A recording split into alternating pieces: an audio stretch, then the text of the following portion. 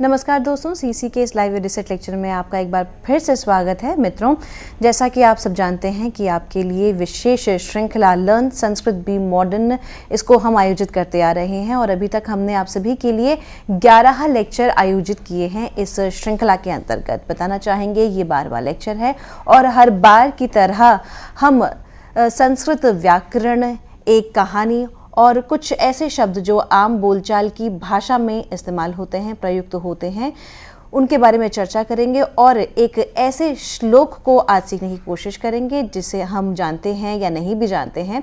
तो उम्मीद करते हैं कि आज का ये सेशन भी आप सभी के लिए लाभप्रद होने वाला है और बताना चाहेंगे कि इस सेशन के लिए एक बार फिर से हमारे साथ हमारे स्टूडियो में मौजूद हैं डॉक्टर बलदेव आनंद सागर। डॉक्टर बलदेव आनंद सागर संस्कृत समाचार प्रसारक हैं। आकाशवाणी दूरदर्शन के माध्यम से इन्होंने निरंतर कई वर्षों से संस्कृत भाषा में समाचार उद्घोषणा की है। तो आइए तहे दिल से इनका स्वागत करते हैं और लर्न संस्कृत बी मॉडर्न इस श्रृंखला को आगे बढ़ाते हैं। तो डॉक्टर सागर, आपका एक बार फिर से स्वागत है। धन्यवाद गीतिका। मित्रों, आज हम इस लर्न संस्कृत बी मॉडर्न संस्कृतम पठ आधुनिको भव इस श्रृंखला में 12वां ये व्याख्यान पाठ आरंभ करते हैं। जैसे कि 4 सेगमेंट में हम देखते हैं व्याकरण, कथा कौमुदी, संभाषणाभ्यास, गीताभ्यासेन सह संस्कृत पठनम, और इसके साथ व्याकरण हम शुरू करते हैं। कल हमने देखा कि हमने यण संधि के बारे में सुना और उसके उदाहरण देखे। उससे पहले दीर्घ संधि, गुण संधि, वृद्धि संधि हमने देख ली है। इको यणची सूत्र है जिससे यण संधि होता है और उसकी व्याख्या मैंने आपको बताई। कुछ उदाहरण उसके रह गए थे, वो मैं आपके सामने रखूंगा। फिर हम एचो यवायावह सूत्र लेंगे, अयादि संधि को आरंभ करेंगे। इसमें इक के स्थान में यण होता है, अच परे रहते, ये आपने सुन लिया और देख लिया। तो इक में 4 स्वर आते हैं, ई उ रिल री, और उसको य व र ल होता है। तो पहला उदाहरण आपके सामने है यद्यपि। हम बहुत प्रयोग करते हैं बोलचाल में, यद्यपि ये हुआ, यद्यपि। तो यदि अपि है, यदि में द में ई, वो इक में आता है, उसके स्थान पे यह हो जाएगा। अच परे रहते माने असवर्ण अच अ है, अपि, इसलिए यद्यपि द ई को यह हो गया, द हलंत बन गया और उसको मिला देंगे, यह अ में मिल जाएगा यद्यपि। ये रूप बना यण संधि में, ई के स्थान पे यह हो गया है। इत्यादि में भी इति योग आदि है, ई जो इति का त में जो ई है उसको यह हो गया और आ में मिल गया, इत्यादि बन गया रूप। इसी तरह प्रत्युपकारः, प्रति उपकार करना, किसी को भला किया उसकी भलाई का जवाब देना, प्रति उपकार, प्रति उपसर्ग है। और उपकार शब्द तो आप जानते हैं, उप भी उपसर्ग है और क्री धातु से कार बनता है। उपकार, प्रति जमा उपकार, तो त में ई और उपकार का ऊ है आगे। अब अच में ऊ है, पहले अ था, फिर आ था, फिर ऊ है, और ई को यह हुआ, यह ऊ में मिल गया, यू हो गया, प्रत्युपकार ये शब्द बना। तो ये यण संधि के जो विभिन्न, कल हमने देखा पूरा विस्तार से, मैं आपके सामने भी रखता हूं केवल आवृत्ति के लिए। तो ये छूट गया था, ये जो मैंने अभी पुट इन मतलब इसमें किया। और आगे हम न्यूनः, प्रत्येकम, दिव्यानुग्रह, नद्येव, यादृश्युक्ति, अन्वयः, स्वागतम, अन्वेषणम, वध्वागमनम, ये और इसके उदाहरण कल हमने देखे। इति यण संधि, यहाँ यण संधि पूरी हो जाती है। अब हम लेंगे अयादि संधि। अयादि संधि के लिए सूत्र है अष्टाध्यायी में, एचो यवा यावः। अब ये सूत्र सुन के, देख के, किसी को भी ये सामान्य व्यक्ति सुनेगा तो कहेगा ये एचो यवा यावः क्या है। लेकिन ये पाणिनि की अष्टाध्यायी के 6ठे अध्याय के पहले पाद का 78वां सूत्र है, 78 सूत्र। और इसको संधि अलग कर दीजिए, एचः माने एच को, अय अव आय आव, इसको मिला देंगे तो अयायावः हो जाएगा, ये संधि बन जाएगी इसकी। एच क्या है, ए ओंग आई औच, जो माहेश्वर सूत्र है 14 सूत्र, उसमें अय उन रिल रिक 2 सूत्र के बाद ए ओंग आता है, आई औच आता है, ये 2 और सूत्र है। तो एच में ए को लेकर आगे जो च है ये प्रत्याहार बन गया, ए ओ और आई ओ ये स्वर है। इस एकार को, ओकार को, ऐकार को, औकार को, ये 4 जो स्वर है उसको ऐ, औ, आई, आव होगा।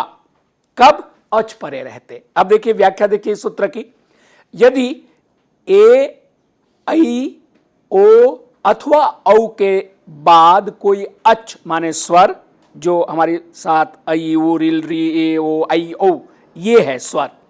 अब यहां असवर्ण वाली बात नहीं है, जो कि यण संधि में असवर्ण स्वर आगे रहने की वाली बात थी। यानी ए के बाद ये माने समान भी रहेगा तब भी ऐ आदेश होगा, ओ के बाद ओ रहेगा तब भी ओ को अव आदेश होगा। इस तरह से जो समान या असमान अच परे रहने की बात थी, उसके लिए एक सूत्र है अकह सवर्णे दीर्घ, यानी अक, अक माने अ ई उ रिल री, ये अक हो गया, ऐ उ रिल रिक, अक को सवर्ण अच परे रहते, माने अ के बाद अ रहेगा तो दीर्घ संधि हो जाएगी, आ हो जाएगा, ई के बाद ई होगा तो दीर्घ संधि हो जाएगा, ई, माने समान अच होने पर दीर्घ। लेकिन अच परे रहते गुण भी होता, वृद्धि भी होती है, यण भी होता है, लेकिन असमान होने पर होगा। लेकिन एचो यवा यावा में ये नहीं है, यानी कोई भी स्वर आगे रहेगा तो जो ए होगा उसको ऐ, ओ को औ, ऐ को आय और औ को आव आदेश होता है। ये इस तरह से सूत्र में औ को आव हो जाता है। ये इसकी व्याख्या आपके सामने मैंने रखी। अब उदाहरण से हम इसको समझते हैं। देखिए, नयनम, नयन शब्द माने आंख होता है। नयन हिंदी में हम प्रयोग करते हैं, संस्कृत में नयनम क्योंकि नपुंसक लिंग है, अकारांत नपुंसक, और इसका रूप चलेगा नयनम नयने नयनानी, नयनम नयने नयनानी, ये हम आगे देखेंगे। नपुंसक लिंग अकारांत अभी हमने रूप नहीं चलाया है। तो इसको कैसे बनेगा? नी धातु से ने बन जाएगा, नी का ई को गुण होके ए हो जाएगा, ने। और ये जो अनम है, ये कर्ता अर्थ में ल्युट प्रत्यय होता है। प्रत्यय माने सफिक्स, मैंने आपको बताया। और आगे हम देखेंगे तद्धित प्रत्यय कितने हैं, कृदंत प्रत्यय कितने हैं, जिससे कि शब्द बनते हैं। इसलिए कहते हैं ना कि संस्कृत जिसमें कई अरब शब्द बनते हैं, उसके कारण यह है कि उसमें जो उसकी विभिन्नता और उसका वेरिएशन है, उसकी वजह से ये शब्द। अब नी धातु नयति, यानी नयति माने जो हमारी दृष्टि को पदार्थ तक ले जाता है, उसको नयन बोलते हैं, नेत्र बोलते हैं, आंख बोलते हैं। यानी जो रूप है, उस रूप तक हमारी दृष्टि को लेके उसका बोध करवाता है, वो नयन, आंख। तो इसीलिए, और इसी तरह चक्षुष, अक्षी, ये सब शब्द जो नयन के पर्यायवाची, इसके सबके अर्थ है। तो नयन का मतलब जो रूप तक ले जाए और बोध कराएं कि ये वस्तु ये है, वो नयन है, वो आंखें हैं। तो अन, ल्युट को अन हो जाता, अनम आपके सामने है, ने है। न में ए स्वर है और आगे अच का अ है, तो ए को ऐ हो गया, तो न हलंत हो गया। ऐ का अ में न मिलके न, और य अन के अ में मिल गया, नयनम, ये शब्द बना। अब आपके समझ में आ गया होगा कि किस तरह से नयन शब्द, इसका अर्थ भी क्या होता है, इसमें धातु क्या है, प्रत्यय क्या है, संधि क्या है, ये पूरा ये फिनिश्ड गुड बना के आपके सामने नयनम ये रखा। वैसे नयन है, जब उसको हम पद बनाएंगे, प्रातिपदिक बनाएंगे, सु और जस विभक्तियां लगाएंगे और रूप चलाएंगे, तो नयनम नयने नयनानि, नयनम नयने नयनानि, नयनेन नयनाभ्याम नयनैहि, नयनाय नयनाभ्याम नयनै नयनेभ्यः, नयनाय नयनाभ्याम नयनेभ्यः, नयनात् नयनेभ्यः नयनाभ्याम नयनेभ्यः, नयनस्य नयनयोः नयनानाम, नयनये नयनयोः नयनेषु। इस तरह इसका रूप चलेगा। वो आंख वाची शब्द है, नेत्रवाची शब्द है। तो ये एचो यवा यावह, ये किस तरह से शब्दों को बनाने में ऐ का आदेश करता, वो आपके सामने आ गया। अब दूसरा रूप लेते हैं, मुनये। ये आपके सामने है मुनये। ये मुनि शब्द जो इकारांत पुल्लिंग शब्द है, जिसका रूप हम चला चुके हैं, मुनि, मुनि, मुनयः, मुनिम, मुनि, मुनीन, मुनिना, मुनिभ्याम, मुनि, मुनिभिः, इस तरह से। तो उसका चतुर्थी एक वचन में रूप बनता है मुनये। अब ये मुनि का मुने बना, जमा ए है। ये चतुर्थी विभक्ति में गे होता है, उसका ग चला जाता है, ये रहता है, वो आगे विस्तार का है। केवल आपके सामने संधि में रख रहा हूं, मुने योग ए और मुने ये बनता है। तो ए अच परे है, न में जो ए है उसको ऐ आदेश हो जाएगा। ए आगे ए है, ऐ आदेश हुआ, तो ऐ का अ में न मिला, मु न, और यह जो ऐ का यह था वो ए में जाके मिल गया, जो प्रत्यय था, मुनये रूप की सिद्धि हो गई। मुनये, मुनिभ्याम, मुनिभ्यः मुनेः मुनिभ्यां मुनिभ्यः मुनेः मुन्योः मुनीनाम मुनौ मुन्योः मुनीषु हे मुने हे मुनि हे मुनया, ऐसे रूप बनेगा। तो ये मुनये भी जो रूप आपके सामने रखा है, और इसी तरह ये सब जो 21 रूप है कैसे सिद्ध होता है वो बाद में हम विस्तार से अवसर मिलेगा तो करेंगे, लेकिन मुनये में अय संधि है, ये आपके ज्ञान के लिए आपके सामने मैंने रखा। अब आइए आगे दूसरा रूप हम देखते हैं। ऐ को आय होता है, उससे पहले नयनम मुनये, और ये दूसरा ऐ ए था, अब ऐ है, यानी अ और ये मिलकर जो वृद्धि होता है और ऐ स्वर बनता है।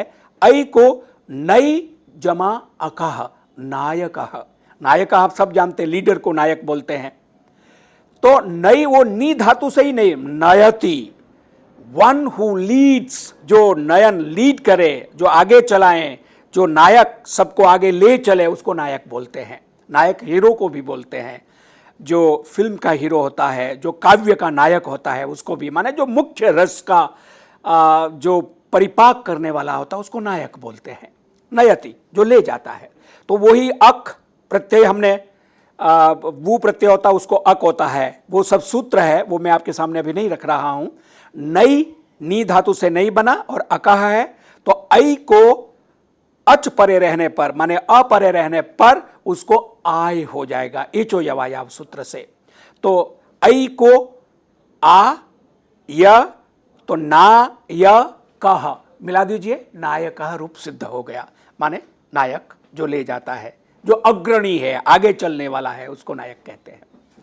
परिचायकः दूसरा उदाहरण, परिचय जमा अकः, एक ची धातु है संस्कृत में जिससे चिनोति चिनुतः चिन्वंती रूप चलता है, माने चुनना, तो लेना, कई अर्थ धातु के जैसे होते हैं। तो परि उपसर्ग पूर्वक ची धातु को परिचय, और वही ल्यूट को अक हो जाएगा कर्ता अर्थ में। परिचायकः माने परिचय कराने वाला, जान पहचान का, या जो अभिज्ञान करवाता है उसको परिचायक बोलते हैं। तो चई में जो ऐ है उसको आय आदेश एचो यवा यावा से हुआ, अक की वजह से सबको मिला दीजिए। परिचायकः जैसे नायकः बना उस तरह से परिचायक रूप बनेगा एचो यवा यावा से। अब तीसरा जो इसमें ओ है उसको अव कैसे आदेश होता है उसका उदाहरण आपके सामने, आपने सब ने सुना होगा भवन, भवनम। तो जैसे नयन सुना था आपने, वैसे ये भवन है संस्कृत में, भवनम भवनम भवने भवनानि भवनम भवने भवनानि, इस तरह से नपुंसक लिंग आकारांत पुल्लिंग शब्द है। तो भू धातु से भो बनता है, भू सत्तायाम होना, टू एग्जिस्ट, इसके लिए भू धातु भवति होता है। इस अर्थ में किसी भी जगह या स्थान या उसको के लिए भू धातु का रूप चलता है। भू से भो बना और वही ल्युट को अन हुआ, अनम हो गया, ठीक है। अब ओ में, भो में जो ओ है उसको व होगा, अच परे रहते माने अनम का अपरे रहते, इसलिए अब अव आदेश हुआ तो भ में ओ की जगह अ, तो भ और व अ में मिल गया, भ व न, और उसका रूप फिर प्रातिपदिक होके चलेगा, भवनम भवने भवनानि भवनम भवने भवनानि भवनेन भवनाभ्याम भवनैहि, और भवनाय भवनाभ्याम भवनेभ्यः भवनाय भवनाभ्याम भवनेभ्यः भवनात् भवनाभ्याम भवनेभ्यः भवनस्य भवनयोः भवनानाम भवने भवनयोः भवनेषु हे भवनम, इस तरह से भी संबोधन में आप कर सकते हैं। तो इस तरह से भवन शब्द में ओ को अव एचो यवा यावा से होगा। और तद्वत दूसरा उदाहरण हम देखें, भानवे, जैसे मुनये हमने मुनि शब्द के किया था, रस्व इकारांत मुनि शब्द चला था, इसी तरह से रस्व उकारांत भानु शब्द, शंभु शब्द, गुरु शब्द हम चला चुके हैं, भानु भानु भानवा। तो उसका चतुर्थी एक वचन में रूप बनता है भानवे, माने भानु के लिए, सूर्य के लिए, भानु माने सूर्य।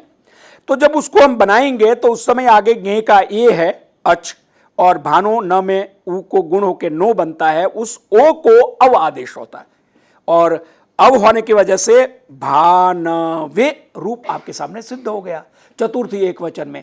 यानी कि अभी तक जो मैं आपके सामने रूप चला रहा था उस रूप में क्यों ऐसा बनता है, यह भी प्रक्रिया आप इससे समझ में धीरे धीरे आ रही होगी कि जो रूप बनते हैं उसके पीछे भी नियम है, कोई वैसे रूप सिद्धि नहीं होती, एक एक नियम है, स्वर व्यंजन कैसे मिलेंगे, कौन सा स्वर कहाँ रूप लेगा, कौन विकल्प में बनेगा, ये सारा ठीक जैसे मैं आपको बार बार कहता हूँ, जैसे हमारा सॉफ्टवेयर होता है और उसमें हर नियम और ऑप्शंस होते हैं, उस तरह से ये रूप हमारे व्याकरण के, संस्कृत व्याकरण के सारे सॉफ्टवेयर है। जो उकारांत पुल्लिंग शब्द भानु जो चलेगा उसमें भानवे चतुर्थी का अव आदेश होके और मुनये बनेगा अय आदेश होके, और इसके लिए सूत्र है एचो यवा यावह और अयादि संधि से सिद्ध होती है।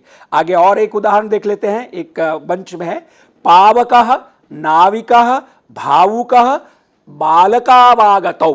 अब ये वाक्य वाली भी बात मैंने आपके सामने इसलिए रखी कि फिर धीरे धीरे सेंटेंस आएंगे जहां हम स्टोरी टेलिंग, जहां कथा कौमुदी सुनते हैं, वहां भी इस बात का इंप्लीमेंटेशन, व्यावहारिक प्रयोग करेंगे कि कैसे ये अयादि संधि हुई।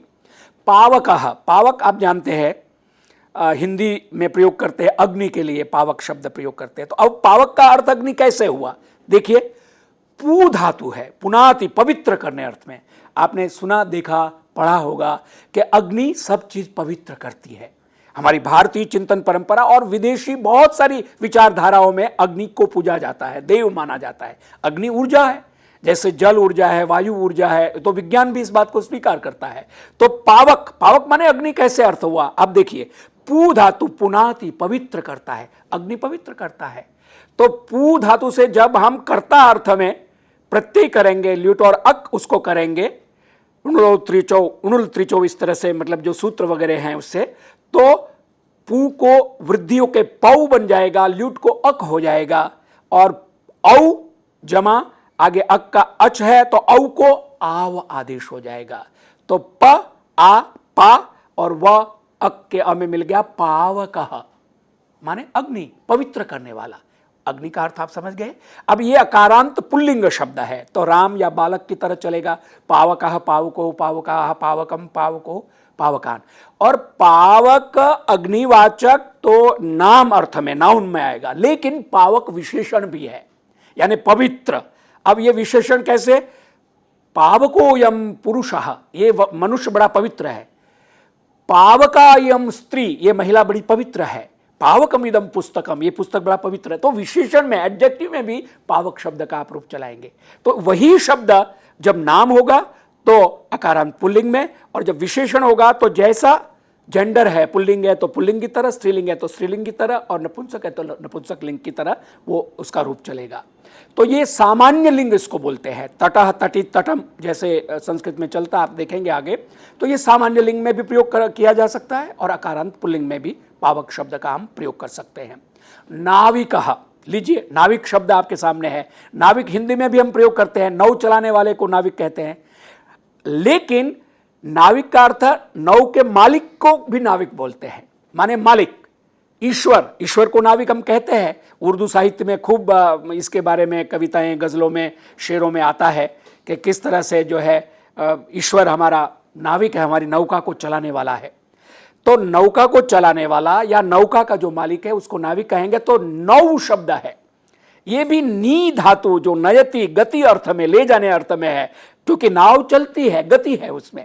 तो नयति, तो नी में ई को प्रत्यय के साथ, या नुदति, कई धातु है तो औ उसको नु धातु या नुई धातु है तो उसको नौ हो गया, दीर्घ वृद्धि संधि होके, और वृद्धि होकर ऊ को औ हो जाता है। और आगे इकः एक प्रत्यय है, ई है, अच है, तो औ को आव आदेश हो गया। जैसे पौ को आव आदेश हुआ था और उसको आप संधि कर दीजिए, न हलंत हो गया, आ में मिल गया ना, व इक के ई में मिल गया नाविकः।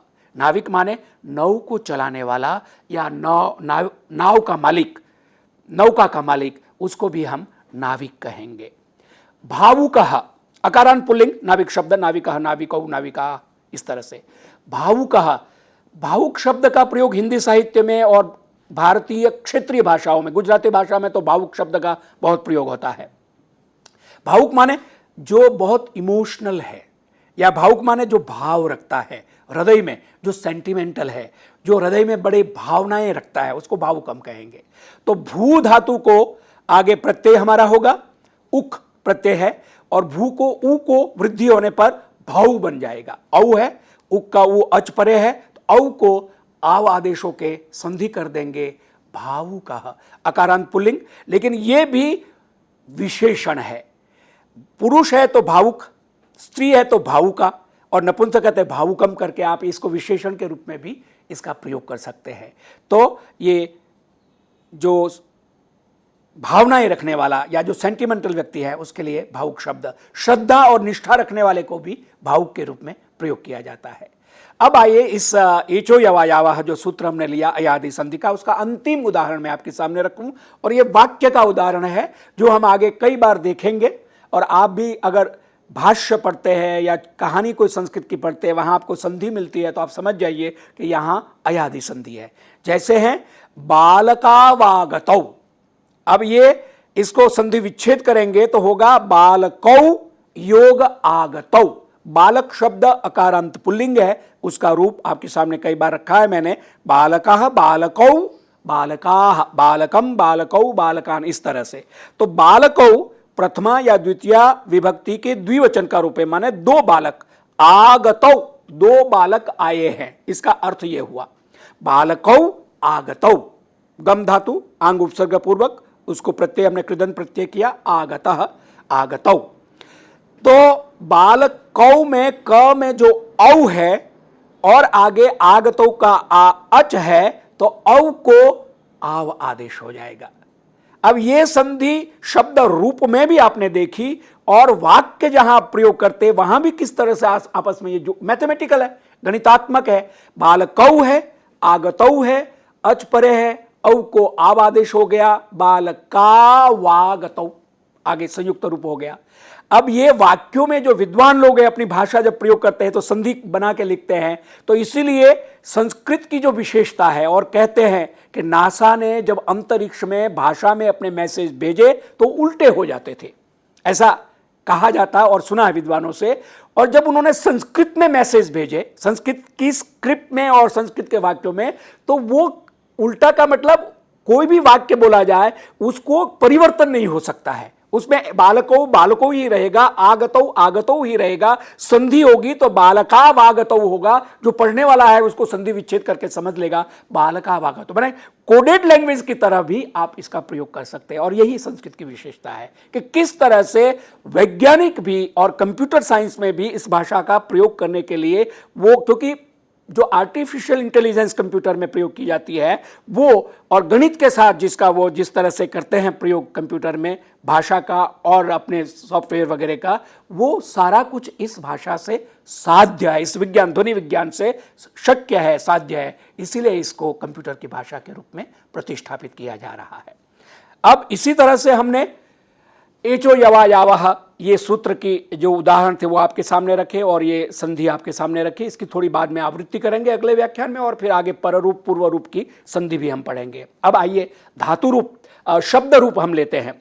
हमने शब्द में धेनु आपके सामने कल रखा, वधु शब्द का प्रयोग, जो दीर्घ उकारांत वधु शब्द है उसका प्रयोग रखा। अब आगे आज नया एक ऋकारांत पुल्लिंग शब्द पितृ और ऋकारांत स्त्रीलिंग शब्द मातृ, ये दो शब्द का रूप में आपके सामने रखूंगा। और ऋकारांत पुल्लिंग दूसरे शब्द है, उसके अगले व्याख्यान में उसकी विशेष व्याख्या करूंगा। पितृ माने पिता, मातृ माने माता। तो पिता जो पितृ शब्द ऋकारांत है, इसका रूप पिता पितरौ पितरः कैसे चलता है देखिए, आपके सामने मैं रखता हूं। ऋकारांत पुल्लिंगवाची शब्द पितृ, एक वचन में पिता, प्रथमा एक वचन में, और प्रथमा द्विवचन में पितरौ, और प्रथमा बहुवचन में पितरः। अब आगे मेरे साथ आप आवृत्ति करते जाइए, पिता पितरौ पितरः।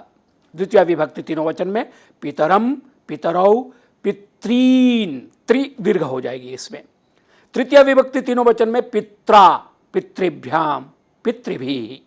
चतुर्थी विभक्ति के तीनों वचन में पित्रे पितृभ्याम पितृभ्यः। और पंचमी विभक्ति पितुः पितृभ्याम पितृभ्यः। षष्ठी विभक्ति तीनों वचन में पितुः पित्रोः पितॄणाम, यहाँ त्रि अगेन दीर्घ है। द्वितीय बहुवचन में त्रि को दीर्घत्व हो जाता है, षष्ठी बहुवचन में भी दीर्घ त्रि हो जाता है। सप्तमी तीनों वचन में पितरी पित्रोः पितृषु, संबोधन में हे पिता हे पितरौ हे पितरः। ये रूप है और सबसे बड़ी बात है कि ये रूप आपको जब आप बोलेंगे एक साथ तो एक गीत की तरह, लय की तरह इसको आप बोल सकते हैं। पिता पितरौ पितरः पितरम पितरौ पितॄन् पित्रा पितृभ्याम पितृभिः पित्रे पितृभ्याम पितृभ्यः पितुः पितृभ्याम पितृभ्यः पितुः पित्रो पितॄणाम पितरि पित्रोः पितृषु हे पिता हे पितरौ हे पितरः। इस तरह से ये रूप कैसे बनता वो बाद में अवसर मिलेगा तो, लेकिन ये शब्द पिता का इस तरह से चलेगा। ये आपके सामने रखा और अब मैं मातृ शब्द का रूप आपके सामने रख रहा हूं। ऋकारांत स्त्रीलिंगवाची शब्द है मातृ, माने माता। माता शब्द यहां एक बात पे मैं टिप्पणी करना चाहूंगा। हमारे यहां बहुत प्रसिद्ध धारावाहिक बना है महाभारत और उसकी स्क्रिप्ट लिखी है राही मासूम रजा साहब ने। बहुत अद्भुत महाभारत का सीरियल आप सब ने देखा होगा और उसमें माते माते शब्द का संबोधन बार बार आता है। भ्राताश्री पिताश्री तो ठीक है, हिंदी में माते शब्द संस्कृत में संबोधन में नहीं बनता है, हे माता बनता है। लेकिन उन्होंने प्रयोग किया, जैसे रमा का रमे, सीता का सीते संबोधन में आकारांत शब्द का संबोधन बनता है, लेकिन मातृ शब्द ऋकारांत है, आकारांत नहीं है। इसलिए इसका संबोधन आप देखेंगे हे माता हे मातरौ हे मातरः बनेगा। लेकिन चूंकि इतने बड़े लेखक ने और इतने बड़े धारावाहिक में प्रयोग किया तो अब सब लोग हे माते करते हैं, जो संस्कृत व्याकरण की दृष्टि से अशुद्ध है। लेकिन चूंकि लोग प्रयोग करने लगे हिंदी में तो उसको शुद्ध मान लिया गया या लोग स्वीकार कर लिया है कि हे माते भी बनता है, संस्कृत में हे माता बनेगा। ये केवल मैंने टिप्पणी आपके सामने रखी है। अब आइए रूप चलाते हैं। प्रथमा विभक्ति के तीनों वचनों में माता मातरौ मातरः, जैसे पिता पितरौ पितरः उसी के समान है। मातरम मातरौ, लेकिन द्वितीय बहुवचन में अंतर है जो आपके सामने मैं रखूंगा। मातृ, वहां पितृन था, नकार का आदेश हो जाता है, यहां वो न को र होकर विसर्ग हो जाता है, मातृ ही बनता है। ये इतना भेद है।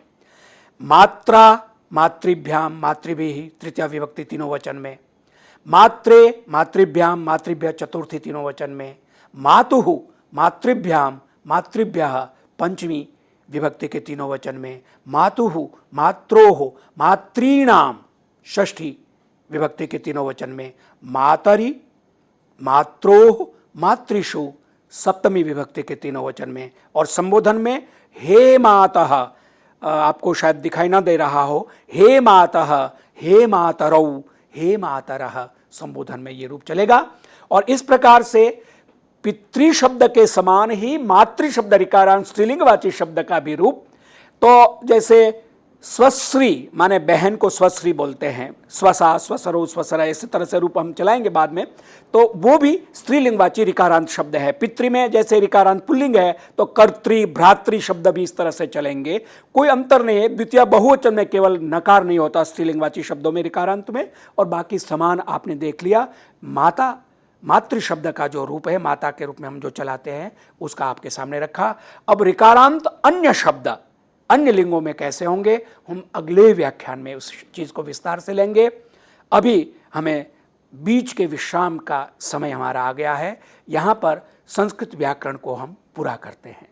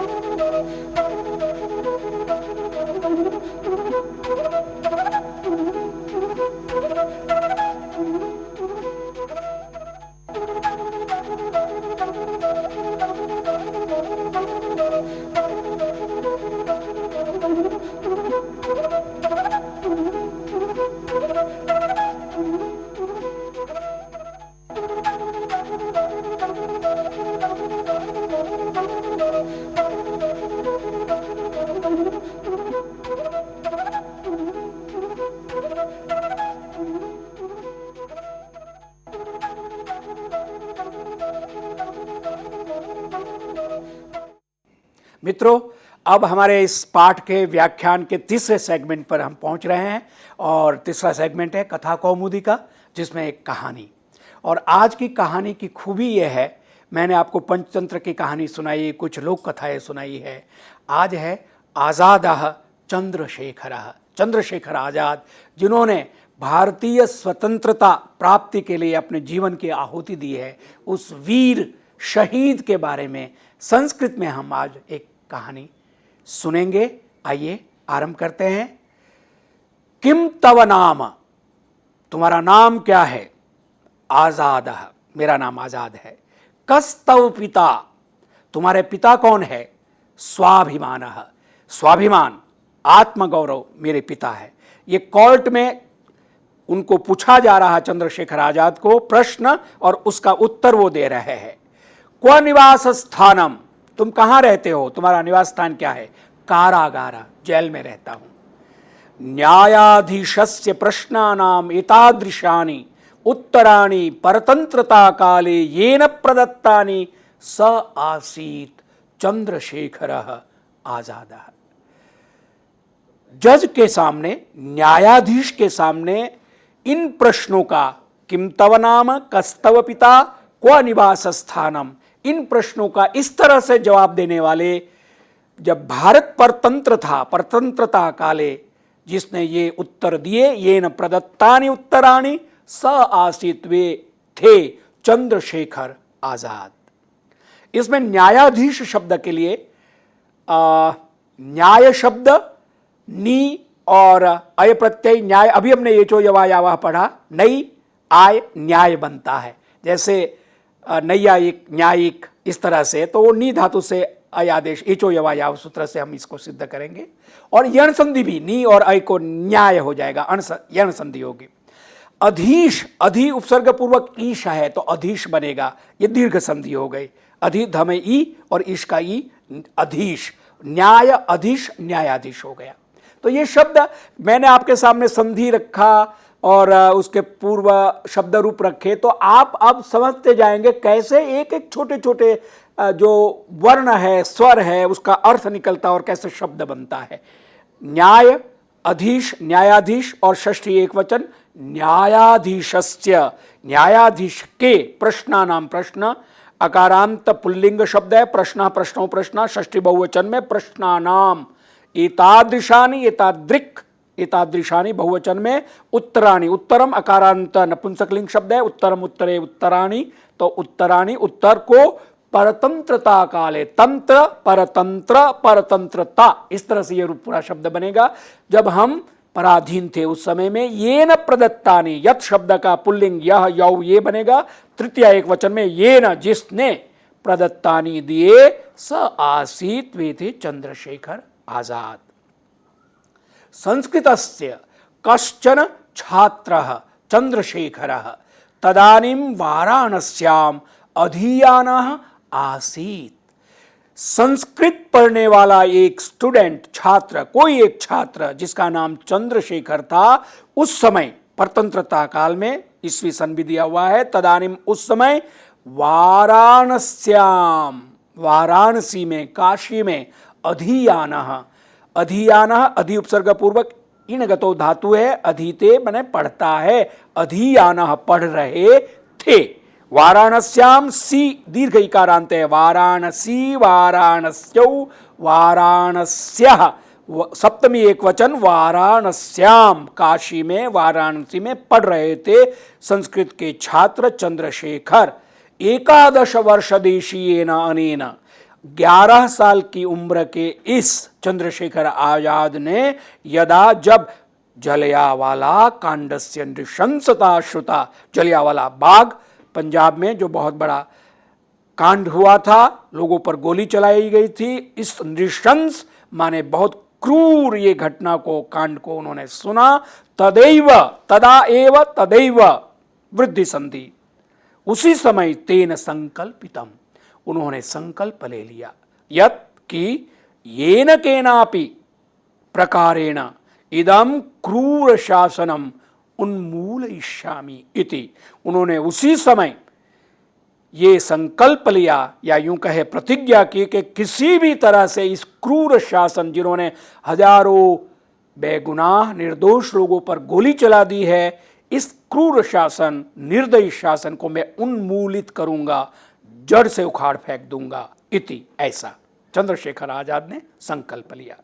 मूलयति, मूलयिष्यामि उत उपसर्ग पूर्वक उन्मूलयिष्यामि तक को न हो जाएगा म की वजह से, उन्मूलयिष्यामि उन्मूलित, उखाड़ के फेंक दूंगा इस क्रूर शासन को। ऐसा उन्होंने संकल्प सम उपसर्ग पूर्वक कल्प धातु कहे कल्पयति, कल्पयतः, कल्पयन्ति, संकल्पितम कृदंत प्रत्यय है, संकल्पितम, तेन संकल्पितम शीघ्रमेव सह कालः आयातः। उन्होंने जो प्रतिज्ञा की थी उसके लिए एक अनुकूल समय शीघ्र, कुछ ही दिनों बाद आयाता, ऐसा समय आ गया। भारते ब्रिटेन देशीय युवराजस्य आगमनम संजातम। भारत में उस समय ब्रिटेन के युवराज थे, उनका आना हुआ उन्हीं दिनों, और उनके आने शासनेन तस्य स्वागताय यद आयोजनम कृतम। उस समय के शासन ने ब्रिटेन के युवराज के स्वागत के लिए जो आयोजन किया, तस्य बहिष्काराय देशवासी भी निश्चय कृता। उस आयोजन के बाइकॉट के लिए, बहिष्कार के लिए देशवासियों ने निश्चय किया, निर्णय लिया कि इस आयोजन में हम भाग नहीं लेंगे। वाराणस्याम क्वींस कॉलेज इति नाम्ना ख्यातस्य संस्कृत महाविद्यालयस्य प्रांगणे आयोजिते बहिष्कार कार्यक्रमे आंदोलनम कुर्वाणः आजादः अल्पवयस्कोपि निगृहीतः। उस समय काशी में क्वींस कॉलेज नाम का जो सुप्रसिद्ध संस्कृत महाविद्यालय था, उसके आंगन में, उसके कैंपस में आयोजित एक बहिष्कार कार्यक्रम हुआ। उसमें आंदोलन करते हुए आजाद, जो कि छोटी उम्र के थे, 11-11.5 साल के थे, उनको निगृहीता, पकड़ लिया गया। ये जो क्वींस कॉलेज आपके सामने मैंने नाम रखा, ये एक हिंदी और अंग्रेजी की जो कथा लिखी उसका अनुवाद है। ये चंद्रशेखर आजाद, जो हम लोगों ने यहाँ दिल्ली संस्कृत अकादमी के लिए किया था, उसी को आपके सामने मैं रख रहा हूँ। तो क्वींस कॉलेज का नाम अब है, पहले काशी विश्वविद्यालय था, अब लाल बहादुर शास्त्री काशी विद्यालय के नाम से, या महात्मा गांधी के नाम से भी, क्षमा करेंगे, वो है।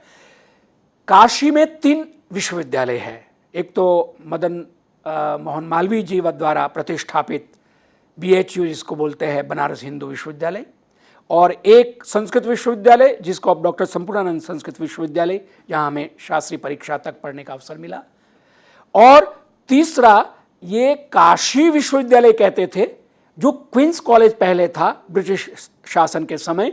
बाद में जो स्वतंत्रता प्राप्ति हुई तो इसको काशी विश्वविद्यालय नाम दे दिया गया, जहां हमारे प्रधानमंत्री लाल बहादुर शास्त्री जी पढ़े हैं, और अब इसका नाम महात्मा गांधी काशी विश्वविद्यालय रख दिया गया है। तो ये क्वींस कॉलेज जहां चंद्रशेखर आजाद भी पढ़ते थे, वहां ये कार्यक्रम रखा गया था आयोजन का, और यहां आंदोलन करते हुए चंद्रशेखर आजाद को अरेस्ट कर लिया गया। कतिपय दिनानंतरम च, कुछ दिनों बाद ही सह न्यायालयम आनीतः, उनको अरेस्ट किया और कुछ दिनों बाद कोर्ट में, न्यायालय में उनको पेश किया गया। न्यायाधीशः तम 15 वर्ष कल्पम बालकम अपि तथा विधोत्तरदानेन उद्दंडम ज्ञात्वा क्रूरम दंडम श्रावयन उक्तवान। न्यायाधीश ने क्या किया कि करीब 15 साल का ये है और अंडर एज होने की वजह से उनको ज़्यादा कठोर दंड नहीं दे सकते हैं, तो इसलिए इस बच्चे को उद्दंड माना, क्योंकि जो भी प्रश्न पूछ रहे थे उसका उत्तर जो वो दे रहे थे, तथाविध उत्तरदानेन, इस तरह से निर्भय होके, जो जिस तरह से कि मेरा नाम आज़ाद है, मैं कारागार में रहता हूँ, मेरे पिता का नाम स्वाभिमान है, इस तरह के उत्तर सुनकर उद्दंडम ज्ञात्वा के, तो उद्दंड लड़का है, क्रूरम दंडम, बहुत कठोर दंड दिया। और उसने, न्यायाधीश ने कहा, 15 वारम वेत्र दंडेन एनम ताड़यति। ताड़यति माने मारता है, उसका लोट लकार मध्यम पुरुष एक वचन में ताड़य बनेगा। ताड़यतु, ताड़यताम, ताड़यन्तु, ताड़य माने मारो। 15 वारम, 15 बार, 10 माने 10, 5 माने 5, 15 15 बार वेत्र दंडेन, बेत के दंडे से, जिसकी मार बहुत तगड़ी लगती है, चमड़ी उधड़ जाती है। वेत्र दंडेन एनम ताड़य, ये एनम जो रूप है इसके बारे में कभी अवसर आएगा मैं बताऊंगा किस तरह से द्वितीया और चतुर्थी में एतत् को एनम आदेश होता है। ये एनम माने पहले जिसका उल्लेख हो गया उसको दोबारा जब हम उल्लेख करेंगे तो द्वितीया और चतुर्थी ने एनम शब्द का आदेश होता है। एनम, इस बच्चे को मारो।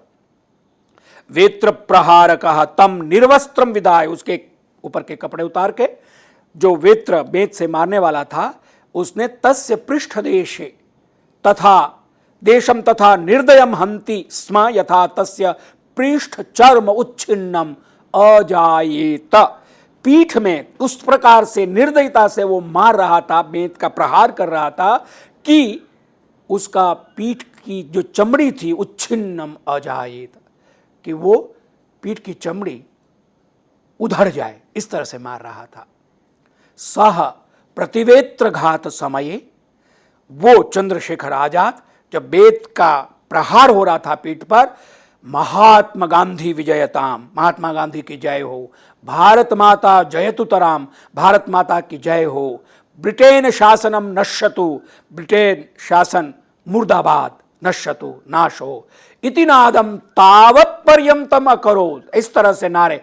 एक बेत लगे महात्मा गांधी विजयताम, दूसरी बेत लगे भारत माता विजयतुतराम, और ब्रिटेन शासनम नश्यतु, इस तरह से वो हर बेत की आघात पे, मार पे नारा बोलते थे। और तब तक ये बोलते रहे यावत किल मूर्छितो ना भवत, जब तक ये बेहोश ना हो गए तब तक वो नारे लगाते रहे। 15 साल का करीब ये बच्चा चंद्रशेखर आजाद। आगे सुनिए कहानी इस शहीद की। साइमन समिते हे बहिष्कारम कुर्वन् वयोवृद्धम लाला लाजपत रायः गौरांगैस्तथा ताड़ितः यथा सह कतिपयैः दिनैः पंचत्वं गतः, जिन्होंने स्वाधीनता प्राप्ति के लिए जीवन का बलिदान दिया, उन वीरों की यह कहानी है। आज हम स्वतंत्र हैं, हमें अनेक लाभ है, लेकिन जिन लोगों ने उस समय जब हम पराधीन थे तब अपना जीवन दे दिया, कितना बड़ा बलिदान किया, उनको याद करके हम भावाकुल हो जाए और उसी तरह देश के उत्थान और गौरव की रक्षा करें। यही इस कथा का मॉरल मैसेज है। साइमन समिति बनी थी, आप सबने सुना होगा। उसको बाइकआउट करने के लिए हमारे जो वरिष्ठ नेता लाला लाजपत राय थे, उनको गोरों ने, गौरांगई ही तृतीया बहुवचन, गोरों ने तथा ताड़िता, इतना मारा क्योंकि वो प्रोटेस्ट कर रहे थे, जुलूस निकाल रहे थे, साइमन कमेटी वापस जाओ इस तरह से करके। यथा सह कतिपय, इतना मार मारा कि कुछ दिनों बाद उनकी मृत्यु हो गई लाला लाजपत राय की। और उनकी मृत्यु के समय जो युवा लोग थे, चंद्रशेखर आजाद, भगत सिंह, सुखदेव वगैरह जितने भी है, तस्य प्रतिशोधाय प्रवृत्ताः, उसका बदला लेने के लिए, यद्यपि महात्मा गांधी का आंदोलन चल रहा था, यह देश, भारत देश अहिंसा में मानता है, हिंसा नहीं करना है, लेकिन जो युवा थे वो हिंसा के लिए हिंसा करना या युद्ध आत्मरक्षा के लिए हिंसा करना, हमारे यहाँ बिल्कुल उसको स्वीकृति दी गई है। विद्वानों ने भी दी है, शास्त्र ने भी दी है, और युद्ध की बात, धर्म युद्ध की बात गीता का संदेश है, हम सब जानते हैं। उन लोगों ने जो युवा थे और इस तरह की क्रूरता सहन करने के लिए बिल्कुल स्वीकार नहीं करते थे। आजादः भगत सिंह, शिवरामः राजगुरु, जय गोपालश्च इमे सर्वे, स्कॉट इत्येनम, जो स्कॉट करके अंग्रेज शासक था, लाला लाजपत रायस्य मृत्योः मुख्य हेतुभूतम मत्वा हतवन्तः। स्कॉट नाम का जो अंग्रेज आर्मी ऑफिसर था, उन्होंने इतना मारा था लाला लाजपत राय को, तो उसका बदला लेने के लिए इन सब जो वीर स्वतंत्रता सेनानी थे, उग्र दल के जो लोग थे, या यूं कहे गर्म दल के जो लोग थे, हिंसा में मानने वाले, उन्होंने उसको मार डाला और अपना बदला ले लिया। आजादः 31 उत्तर 1900 वर्षे, 1931 में, 1931 वर्षे फरवरी मासस्य 27 दिनांके, फरवरी महीने के 27वें दिन पूर्वाह्ने, माने बिफोर लंच, पूर्वाह्न, मध्याह्न से पहले, 10 समय, सुबह के 10 बजे, प्रयागस्य, इलाहाबाद को प्रयाग बोलते हैं, प्रयाग में, तीर्थराज प्रयाग बोलते हैं पुराना नाम, अभी इलाहाबाद बोलते हैं। अल्फ्रेड वाटिकायाम, अल्फ्रेड बगीचा आज भी है, वहां समाधि बनी हुई है चंद्रशेखर आजाद की। सुखदेव राजेन सह उपविष्ट आसीत। 1931 को 27 फरवरी को सुबह 10 बजे अल्फ्रेड पार्क में इलाहाबाद में चंद्रशेखर आजाद सुखदेव राज के साथ बैठे हुए थे। तदा उस समय नॉट बाबरेन, ये अनदर ब्रिटिश ऑफिसर जो नॉट बाबर करके नाम था, बाबर बोलते हैं नॉट बाबर, वो अन्य ही पुलिस सहचरे, दूसरे जो पुलिस सहचर थे अपने सहकर्मी, सहसा आक्रांत, उसको खुफिया सूचना मिली कि चंद्रशेखर आजाद अल्फ्रेड पार्क में बैठे हैं। वो दूसरे पुलिस वालों के साथ वहां गया, अल्फ्रेड पार्क को उसने घेर लिया। नॉट बाबरस्य भुशुंडी गोली का, नॉट बाबर की जो गोली थी बंदूक की, आजाद से जंघायाम प्रविष्टा, आजाद की जंघा में, जांग में लग गई। आजादेन प्रक्षिप्ता गोली का, आजाद ने सामने से फायर किया और उन्होंने जो गोली मारी वो बाबर के प्रकोष्ठे बगल में छेद करती हुई बाहर निकल गई। होरेकम यावत, 1 घंटे तक उभयता, दोनों ओर से गुलिका वृष्टि, गोलियों की बौछार होती रही। संजाता एकतः एकाकी आजादा, एक ओर से अकेले आजाद थे, अन्यतः दूसरी ओर से बहवः शत्रवा, बहुत सारे ब्रिटिश आर्मी ऑफिसर कहिए या पुलिस वाले थे। यदा गोलिका समाप्त प्रायः अभवन, जब गोलियां खत्म हो गई दोनों ओर से, तदा उस समय आजाद चंद्रशेखर आजाद की राइफल में अंतिमया गुलिकया, एक गोली बची हुई थी, उससे आत्मानम हत्वा, अपने सर पे यहां कपाल पे रखी और उन्होंने चलाई। स्वकीयम आजाद इति नाम सार्थकम कुर्वन्, जीवन भर मैं आजाद रहूंगा, कभी भी ब्रिटिश के पंजों में नहीं आऊंगा, उसके द्वारा अरेस्ट नहीं किया जाऊंगा, इस तरह उन्होंने जो प्रतिज्ञा की थी। आजाद अपना नाम जो उन्होंने, लोगों ने नाम ये उनको दिया था और खुद भी अपने को आजाद कहते थे, इस नाम को सार्थकम कुर्बन, उसको सार्थक करते हुए स्वातंत्र कुंडे, यज्ञ कुंडे, स्वतंत्रता रूपी जो यज्ञ कुंड था उसमें अपने जीवन की आहुतिम च अर्पितवान, अपनी आहुति दे दी। ऐसे महान वीरात्मा शहीद चंद्रशेखर आजाद को हम याद करके अपनी भावांजलि, श्रद्धांजलि देकर इस देश के गौरव की, स्वतंत्रता की रक्षा की प्रतिज्ञा और संकल्प ले सकते हैं। उनके जीवन को लिखते समय उनकी माता और पिता और उनके गांव को हम याद करें एक श्लोक के द्वारा। जगरानी प्रसुर धन्या सीतारामः पिता तथा धन्यश्च भावरा ग्रामः पुण्यौ काशी प्रयाग कौ। यह अनुष्टुप छंद है। उनकी माँ का नाम था जगरानी, प्रसुर माने माता, प्रसूता जननी, जिन्होंने उसको पैदा किया जगरानी जी, वो धन्य हो गई।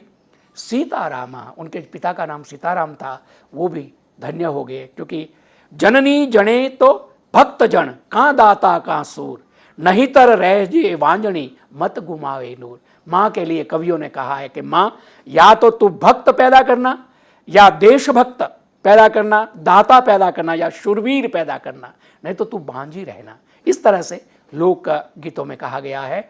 माँ जगरानी धन्य है, पिता सीताराम धन्य है। और मध्य प्रदेश में सतारा, झांसी के पास भावरा ग्राम है, वो गांव जो जन्मभूमि है चंद्रशेखर आजाद जी की, वो भी धन्य है। पुण्यो काशी प्रयाग को, काशी में वे पढ़े तो काशी भी धन्य हो गई, और प्रयाग में उनका अंतिम उन्होंने सांस लिया अल्फ्रेड पार्क में, वो भी धन्य है। इस तरह से चंद्रशेखर आजाद की ये कथा यहीं पर संपन्न होती है। आइए अब आगे चले।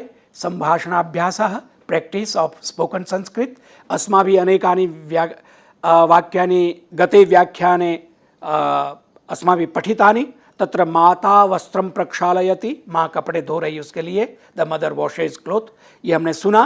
भवान भवती प्रातः कदा उत्तिष्ठति, आप सवेरे कब उठते उसके लिए। भवतः भवत्या नाम न स्मरामि, ये भी हमने वाक्य देख लिया था। किंचित कालम स्यूतम गृह्णातु, हम किसी को बोले ना please hold this bag for some time, जरा थैला पकड़िए। किंचित कालम स्यूतम गृह्णातु, किमर्थम भवती रोदिति, व्हाई डू यू वीप। भवान रोदिति, पुल्लिंग में, आप क्यों रोते हैं या रोती है। समिष्टान्नम बहु इच्छति, he likes sweets very much, उनको मिठाई बहुत अच्छी लगती। इन वाक्यों का हमने पिछले व्याख्यान में अभ्यास किया। आगे के वाक्य अब देखें।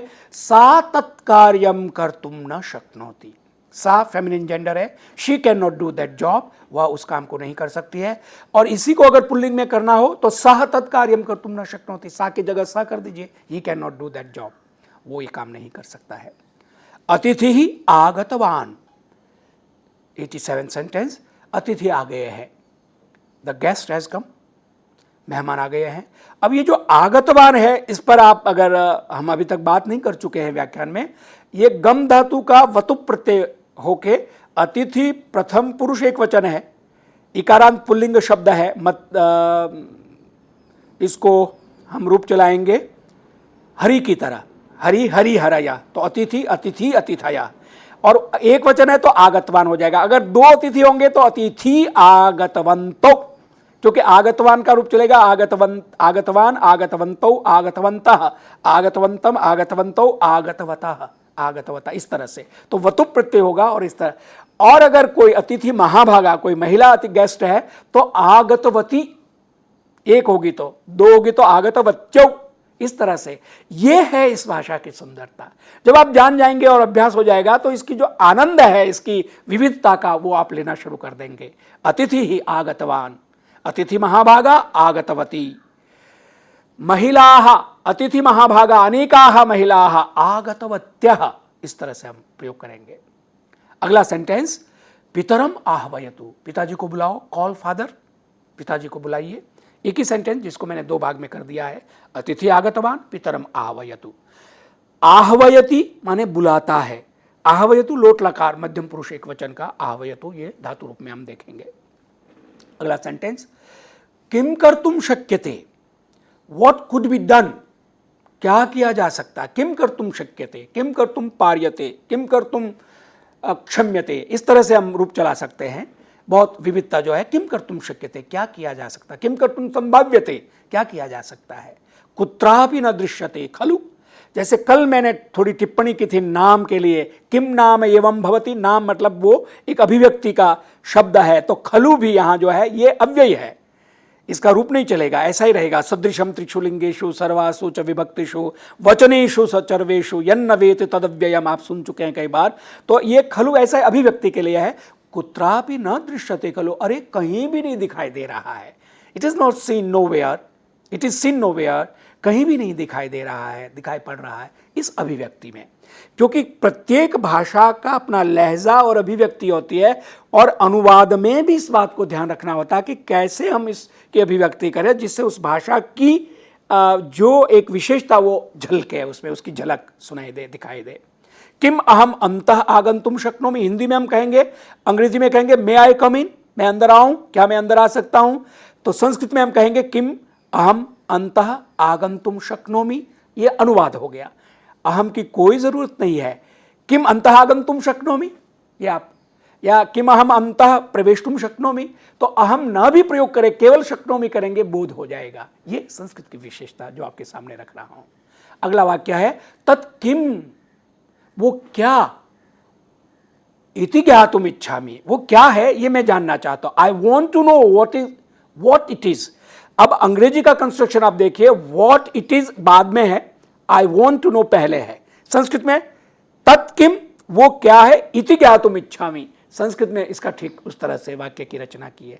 जबकि ज्ञातुम इच्छामि तत्किम इति, ऐसे भी आप प्रयोग कर सकते हैं।